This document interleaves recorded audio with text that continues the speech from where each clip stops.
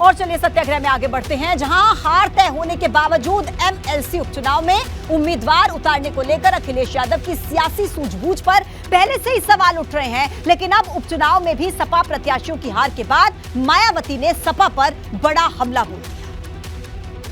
मायावती ने आरोप लगाया है कि पराजय निश्चित होने के बाद भी जानबूझकर समाजवादी पार्टी ने दलित और पिछड़े उम्मीदवारों को उपचुनाव में उतारा, जो इन वर्गों को लेकर सपा का पुराना रवैया रहा है। मायावती ने ट्वीट किया है कि यूपी विधान परिषद की 2 सीटों के लिए कल हुए उपचुनाव में हार निश्चित होने के बावजूद चुनाव में सपा द्वारा दलित व ओबीसी उम्मीदवार को खड़ा करना, हरवाना और ज्यादा संख्या बल होने पर इनकी अनदेखी करना ये साबित करता है कि इन वर्गों के प्रति सपा की षड्यंत्रकारी नीति थोड़ी भी नहीं बदली है। एमएलसी उपचुनाव में सपा ने राम जतन राजभर और रामकरण निर्मल को उतारा था, जबकि आंकड़े पहले ही बता रहे थे कि सपा के दोनों उम्मीदवार किसी भी हाल में नहीं जीतने वाले। इसलिए मायावती ने सपा के इस फैसले को ओबीसी और दलितों का अहित करने वाला फैसला बताया। ट्वीट में लिखा है कि सपा और इनकी रही सरकारों के दौरान इनकी ऐसी ही संकीर्ण और घृणित राजनीति से दलितों, अन्य पिछड़ों एवं अकलियत समाज के लोगों का काफी अहित होता रहा है। इसलिए आगे ऐसे नुकसान से बचने के लिए इन वर्गों के लोगों को हमेशा बहुत ही सावधान रहने की सख्त जरूरत है। बीएसपी की ये अपील है।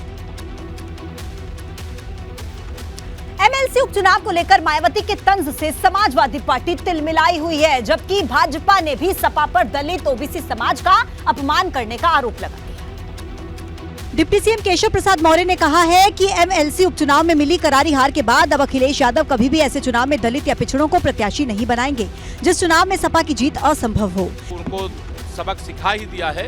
कल विधान परिषद के चुनाव में धूल चाट चुके हैं। उसके बाद मुझे लगता है कि कभी दुस्साहस नहीं करेंगे पिछड़ों और दलितों का अपमान करने का। यूपी सरकार के मंत्री दयाशंकर सिंह ने भी बसपा अध्यक्ष मायावती के ट्वीट पर प्रतिक्रिया देते हुए कहा कि जीत और हार की संभावना के मुताबिक अखिलेश प्रत्याशियों का चयन करते हैं। सभा विधान परिषद के चुनाव आने वाले हैं, देखेंगे कि कितने ये दलित प्रेमी है, कितने जो है अति पिछड़ा है। ये तो केवल हारने के लिए देना था। लेकिन समाजवादी पार्टी अब भी पहले से हारे हुए चुनाव में उम्मीदवार उतारने को अपनी रणनीति बता रही है।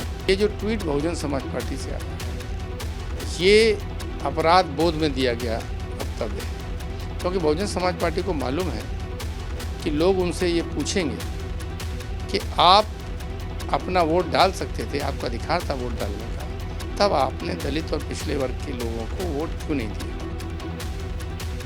एमएलसी उपचुनाव में सपा प्रत्याशियों को अपने विधायकों के अलावा सिर्फ आरएलडी के विधायकों ने वोट दिया, लेकिन जयंत चौधरी भी अब पश्चिमी यूपी में अकेले ही आरएलडी की जड़ें जमाने की मुहिम पर लगे हुए हैं।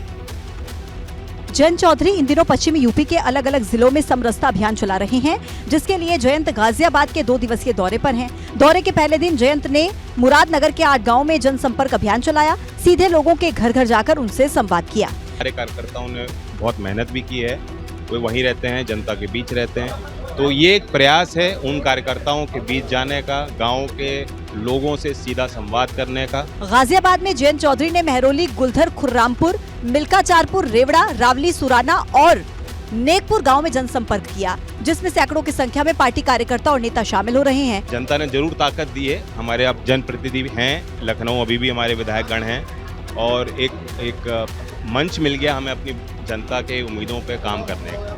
दरअसल पहले 2022 विधानसभा चुनाव में 9 सीटें जीतने के बाद और फिर निकाय चुनाव में उम्मीद से बेहतर नतीजे आने के बाद जयंत चौधरी 2024 से पहले न सिर्फ राष्ट्रीय लोकदल में नई ऊर्जा भरने बल्कि पश्चिमी उत्तर प्रदेश में अपना खोया जनाधार हासिल करने की कोशिश में लगातार।